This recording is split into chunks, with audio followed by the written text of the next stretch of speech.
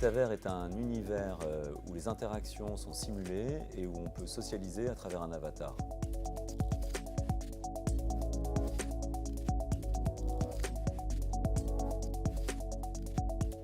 Alors, les avatars ont longtemps été des sortes de super-héros un peu fantasmagoriques et extraordinaires, et on s'aperçoit que la promesse faite avec le retour du métaverse, porté par Facebook, devenu Meta, c'est plutôt un avatar à son image, une image partielle, puisque le bas du corps n'y est pas, et étrangement, ça a l'air de séduire beaucoup de personnes, de se retrouver soi-même dans un nouveau monde.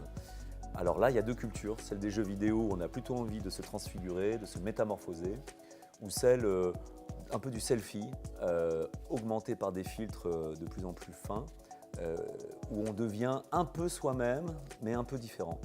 Et finalement, c'est cette deuxième culture qui a l'air de prendre le plus d'appui et de puissance, parce que c'est celle qui est proche des usages immédiats des populations.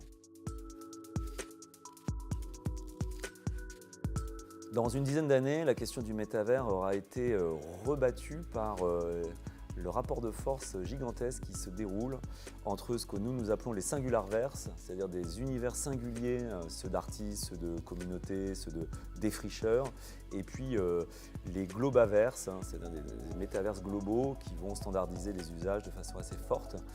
Et encore une fois, on peut imaginer que le globaverse va s'oligarchiser et devenir un ensemble de quelques entreprises, probablement pas ceux qui ont payé pour que le marché s'ouvre.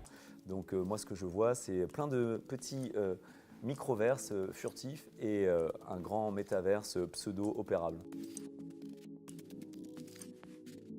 On a encore le temps de poser le débat sur le métaverse. Finalement, c'est un mot valise qui arrange tout le monde. On peut avoir les gens de la réalité virtuelle, les gens du jeu vidéo, les gens des plateformes de réseaux sociaux, les gens du web. Mais entre l'usage de téléphone et un casque de réalité virtuelle, il y aura toujours un grand écart et c'est ça le défi.